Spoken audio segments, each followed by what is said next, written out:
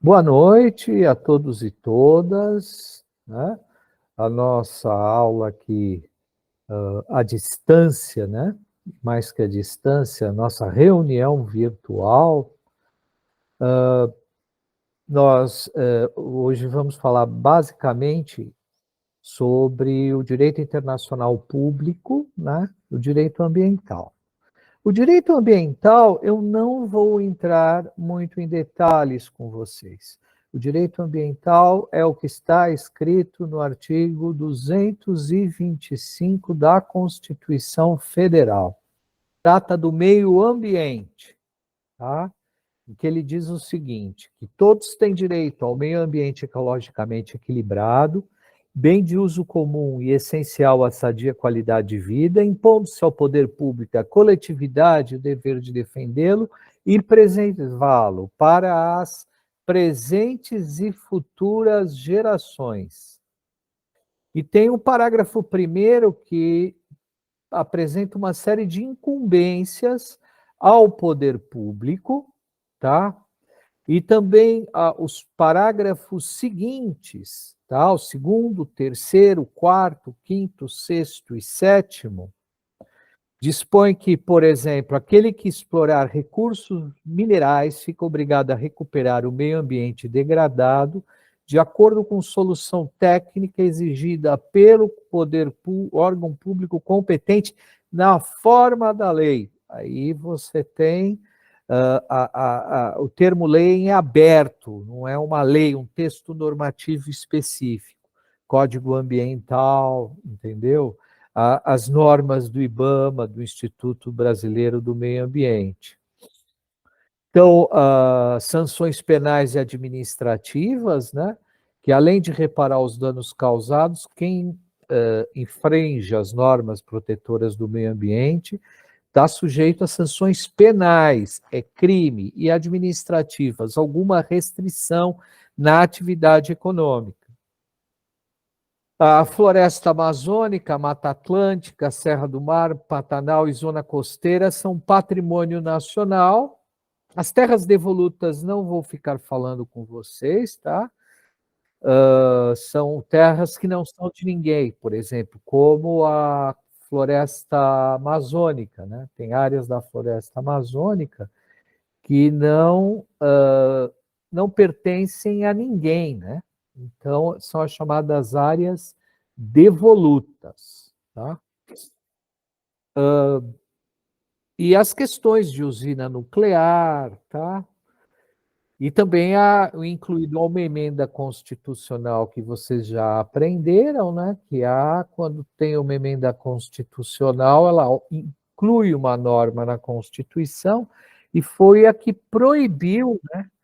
Que foi a que proibiu a entrada, que foi essa lei, essa emenda à Constituição, que impede práticas desportivas que utilizem animais. Inclusive, aí vale fazer uma. Você pode utilizar animais em práticas desportivas, desde que não sejam manifestações culturais cruéis, tá? E também tem que considerar nisso se integra o patrimônio cultural brasileiro. Então, aí eu aproveito até para falar um pouco de direito ambiental brasileiro, né? Poderíamos falar global, né? Mas vamos ficar no brasileiro nesse momento. No direito ambiental brasileiro, como todo direito ambiental, vocês percebem que o conflito não é entre o Estado e o particular, por exemplo. O Estado, autor da ação penal, e o réu que se defende como no direito penal. O direito ambiental brasileiro tem uma característica multipolar, né? Uma característica multipolar, o direito ambiental brasileiro. Por quê? Porque esse direito ambiental ele tem esse caráter de em considerar o interesse do povo, a relação com os animais, com a fauna, considerando a cultura do lugar, os interesses dos trabalhadores, dos empresários. Então, o direito ambiental, ele está norteado, e atenção, né? Defende os direitos das pessoas que existem e as gerações futuras, né?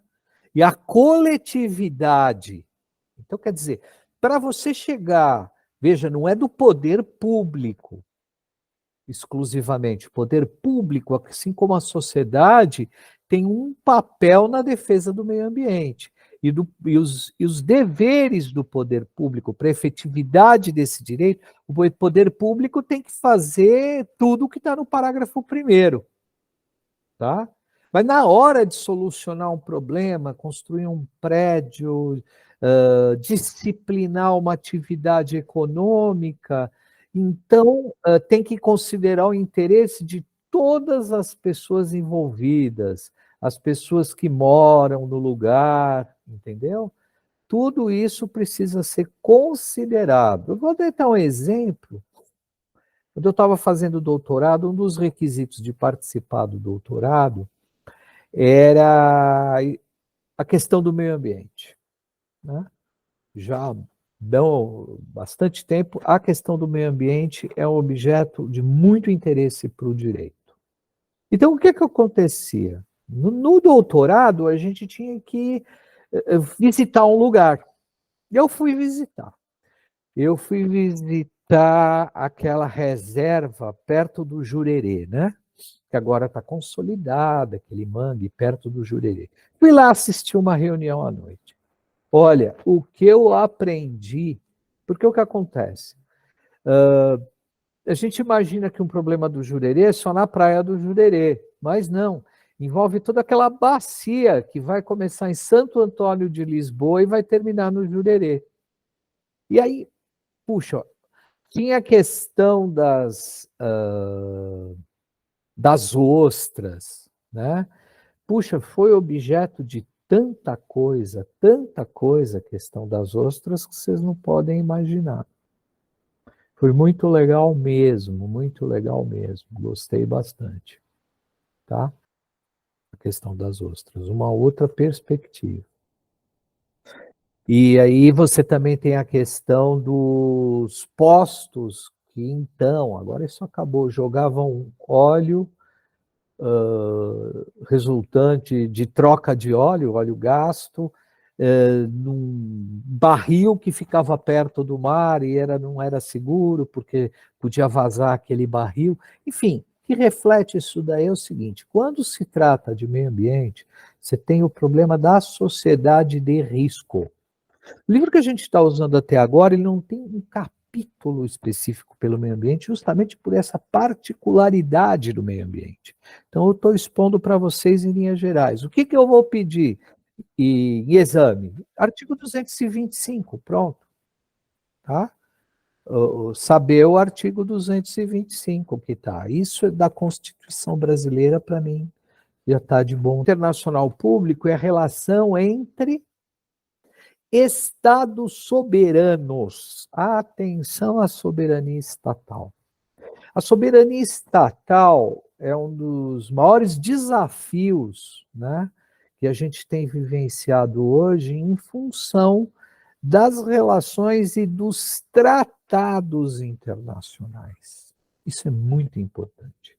Tratados internacionais. Tratado internacional, para ser então tem tratado internacional, tem convenção, tem convênio, protocolo. Por exemplo, o Mercosul. O Mercosul tem o Tratado de Assunção, mas no mesmo nível do Tratado de Assunção tem o Protocolo de Ouro Preto. Entendeu? Então, os estados, eles formam blocos econômicos, têm formado blocos econômicos, mas quando tem um estado soberano, se não está tratado isso em regra, o estado é soberano. Não tem lei acima do estado. mas o Estado pode celebrar um tratado em que ele é signatário, né? Ele estabelecer um tratado, não, ele pode aderir ao tratado de criação da Organização das Nações Unidas, claro. É que no direito internacional os Estados são soberanos, né? Existem os tratados internacionais que recebem essas inúmeras denominações. Se vocês querem ver adicionalmente, tem no capítulo 2 do meu livro, Contribuinte, Contribuinte e Administração Tributária na Globalização, no capítulo 2 que eu explico muito sobre tratado. E ainda é válido como o tratado entra na ordem jurídica brasileira, etc. Mas isso não é necessário para quem quiser se aprofundar. Mas no próprio nosso livro do Guilherme Nucci está lá o que precisa estudar, né? Aquilo que é bom vocês saberem. E tem a questão dos costumes. O costume no direito internacional é muito importante, é uma fonte de direito internacional e tem muita importância com as relações diplomáticas. Então, olha só que coisas, em razão de costume, não tem tratado internacional, tá? Em razão de costume. Você tem uma situação no direito internacional que é a seguinte: o território em que está a embaixada é território do Estado estrangeiro, ponto. Não o consulado. Consulado é território nacional, território do país em que ele está localizado. Mas a embaixada, que é a residência do embaixador, onde o embaixador despacha, é Estado estrangeiro. Então, quem pular lá dentro não pode ser preso para o estado em que está, o país que está a embaixada. Por exemplo, o Brasil. Ou quando tem um golpe de Estado, ou quando tem algum problema político, pulou dentro da embaixada, não tem problema. Né? E outras coisas, a imunidade diplomática. Salvo em assuntos muito específicos, né? O diplomata sempre tem a imunidade da sua bagagem. Ele não precisa, em regra, declarar o que está na bagagem dele. Então, ele tem imunidade diplomática. Qualquer problema que tenha o diplomata, ser reportado o fato ao país do qual ele é diplomata. Desculpa, lamento que às vezes eu tenho que estar parando e eu perco um pouco o raciocínio, que o pessoal vai chegando e eu acabo tendo que prestar atenção para liberar a entrada, tá certo? Então, e daí você já tem avanços dos tratados, por exemplo, blocos econômicos, que não é o caso, fiquemos no livro lá, em que ele poderia ser muito mais aprofundada, a questão das áreas de livre comércio, as uniões aduaneiras, mas para entender, por exemplo, o Mercosul, para entender uma área de livre comércio, como o Mercosul, que tem personalidade jurídica internacional, tem com o Chile, precisaria entender de direito tributário. E aí vocês vão ter mais adiante na sexta fase.